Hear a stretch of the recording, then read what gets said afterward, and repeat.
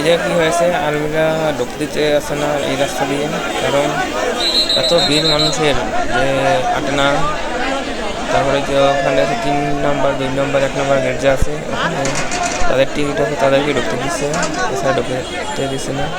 মানে টিকিট ছাড়াই অনেক মানুষ এখানে, তাই আর্মিরা কাউকে ঢুকতে দিচ্ছে না। যে গাড়ি বিএপি গাড়ি যারা 2 নম্বর গেটের টিকিট কাটছে, শুধু তারাই ঢুকতে পারতেছে। আর 1 নম্বরে মানে টিকিট দেখাতে পারলেই ঢুকতে দেয়।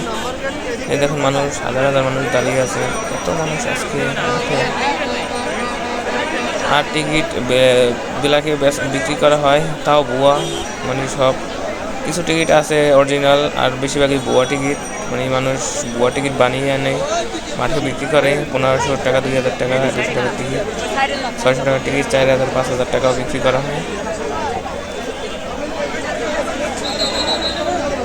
অনেকেই ধরা খেয়েছে এরকম টিকিট কিনে, অল্প দামে টিকিট কিনে 500 1000 টাকা টিকিট কিনেছে, 200 টাকার টিকিট। সেগুলো সবই ভুয়া, মানে অরিজিনাল টিকিট পাওয়াই যাচ্ছে না।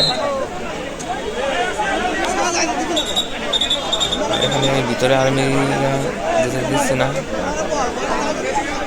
মানুষ এত ভিড়, তাই এই অবস্থা।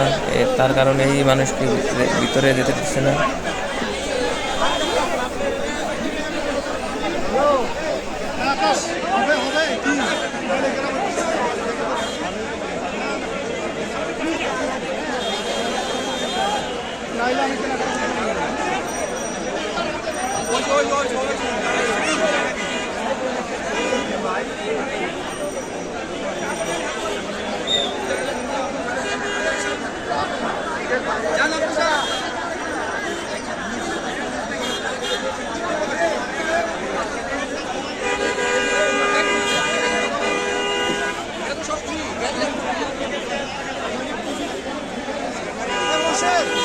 মোর্শেদ